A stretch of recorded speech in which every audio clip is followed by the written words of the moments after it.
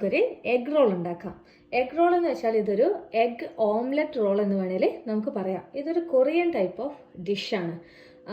അപ്പോൾ ഇതിന് എന്തൊക്കെയാണ് സാധനങ്ങൾ ആവശ്യമുള്ളതെന്ന് വെച്ചാൽ ഒരു 4 എഗ്ഗ് വേണം.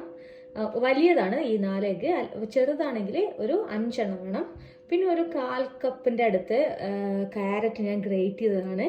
അതുപോലെ തന്നെ ചീര അല്ലെങ്കിൽ നിങ്ങളുടെ അടുത്ത് സ്പിനാച്ചാണ് ഉള്ളതെങ്കിൽ അത് ഗ്രേറ്റ് ചെയ്തത് ഒരു 1/4 കപ്പിൻ്റെ അടുത്ത്. പിന്നെ കുറച്ച് റെഡ് ക്യാപ്സിക്കം, അത് നിങ്ങളുടെ കയ്യിൽ ഉണ്ടെങ്കിൽ ഉപയോഗിച്ചാൽ മതി, ഇല്ലെങ്കിൽ കുഴപ്പമൊന്നുമില്ല. കുറച്ച് മല്ലിയിലയും പിന്നെ ആവശ്യത്തിന് പച്ചമുളകും. പിന്നെ നമുക്കിതിൻ്റെ ആഡ് ചെയ്യാൻ വേണ്ടിയിട്ട് കുറച്ച് ഉപ്പും കുറച്ച് കുരുമുളക് പൊടിയും കൂടെ വേണം. ആദ്യം തന്നെ എഗ്ഗ് നമുക്കൊന്ന് ചെറുതായി ബീറ്റ് ചെയ്തെടുക്കാം. അതിന് വേണ്ടി ഇവിടെ 4 എഗ്ഗും ഞാൻ പൊട്ടിച്ചൊഴിക്കുകയാണ്. എന്നിട്ട് അതിൽ നമുക്ക് ഉപ്പും കുരുമുളക് പൊടിയും ചേർത്തിട്ട് ബീറ്റ് ചെയ്യാം. ഇനി ഇതിലേക്ക് കുറച്ച് കുരുമുളക് പൊടിയും കുറച്ച് ഉപ്പും കൂടെ ചേർത്തിട്ട് കൈ കൊണ്ടൊന്ന് ബീറ്റ് ചെയ്തെടുക്കാം നമുക്ക്.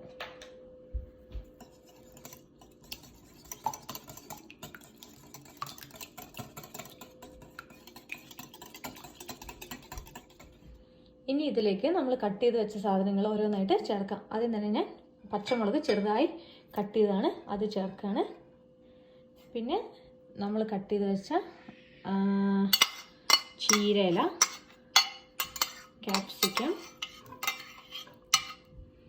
ക്യാരറ്റ്, ഗ്രേറ്റ് ചെയ്ത ക്യാരറ്റ്,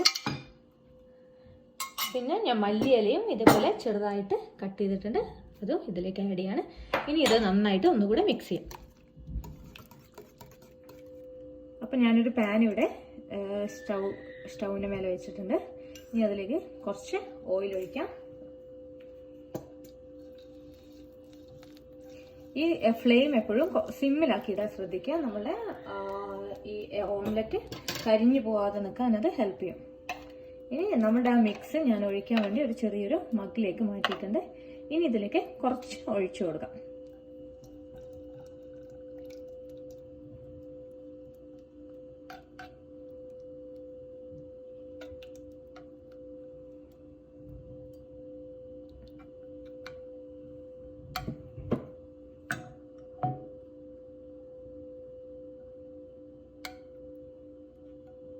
ഇനി അതൊന്ന് കുക്കാവട്ടെ, ഒന്ന് അടച്ചു വെച്ചിട്ടൊന്ന് കുക്ക് ചെയ്യാം.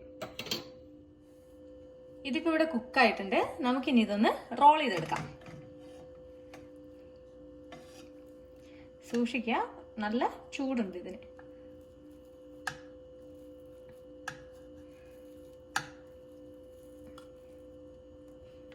ചെറുതായി ഒന്ന് റോൾ ചെയ്ത്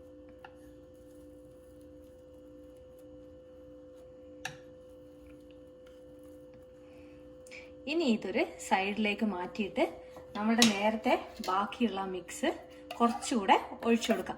നമുക്ക് ഇതൊരു 3-4 പ്രാവശ്യമായിട്ട് ഒഴിക്കണം. അപ്പം ഞാൻ അടുത്ത ട്രിപ്പും കൂടെ ഒഴിക്കുകയാണ്. അതിന് മുമ്പ് കുറച്ചുകൂടെ ഓയിലാക്കണം, അതിനെ വിട്ടുപോയി. കുറച്ചുകൂടെ ഓയിൽ ഇതിൽ ആക്കാം.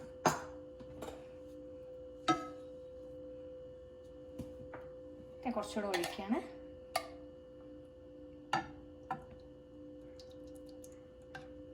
ഒരു തിൻ ലെയറായിട്ടാണ് നമ്മളിത് ഒഴിക്കേണ്ടത്.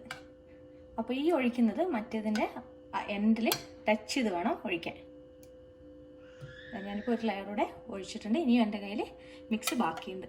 ഇനിയും ഇത് നമുക്ക് അടച്ചു വെച്ചിട്ടൊന്ന് കുക്ക് ചെയ്യാം. അപ്പോൾ ഈ ലെയർ ഇവിടെ കുക്കായിട്ടുണ്ട്. ഇനി നമുക്ക് നേരത്തെ ചെയ്ത പോലെ തന്നെ ഒന്നുകൂടെ റോൾ ചെയ്തെടുക്കാം. ഇത്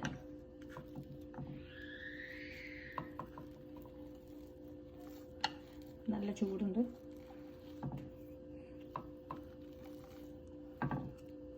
ഇനി നമുക്ക് ബാക്കിയുള്ളത് കൂടെ ഒഴിച്ചു കൊടുക്കാം.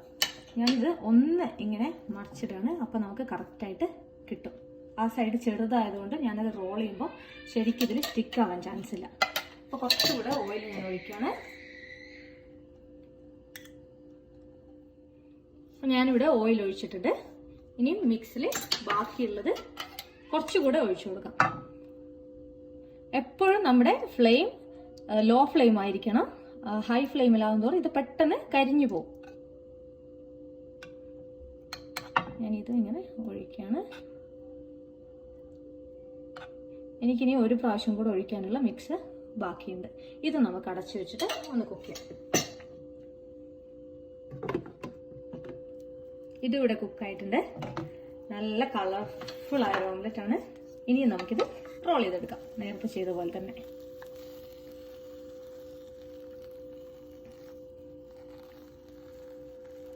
ഇനിയും കുറച്ചുകൂടെ ഓയിലാക്കി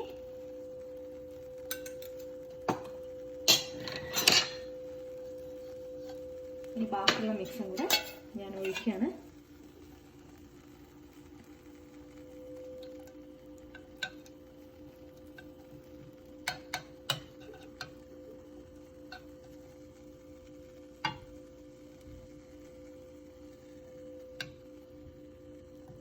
ഇനി ഇത് അടച്ചു വെച്ച് വേവിക്കാം. നിങ്ങളിവിടെ ഈ വീഡിയോ എടുക്കുന്നതിൻ്റെ ഉള്ളിൽ ബാക്ക്ഗ്രൗണ്ട് കേൾക്കുന്ന മ്യൂസിക് എൻ്റെ ചെറിയ മോൻ ഇവിടുന്ന് കൂക്കി വിളിക്കുന്നതാണ് കേട്ടോ. അപ്പോൾ ലാസ്റ്റ് ലെയറും ഇവിടെ ആയിട്ടുണ്ട്. ഇതും റോൾ ചെയ്തെടുക്കാം.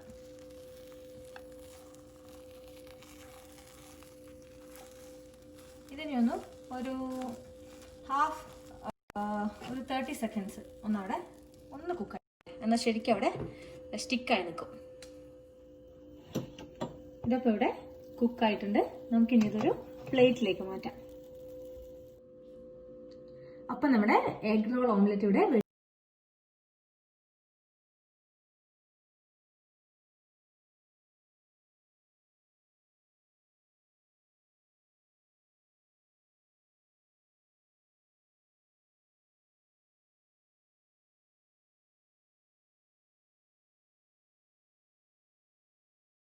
ഓംലെറ്റ് ഇവിടെ റെഡി ആയിട്ടുണ്ട്. വളരെ ഹെൽത്തിയാണ്, കുട്ടികൾക്കൊക്കെ കൊടുക്കാനൊക്കെ.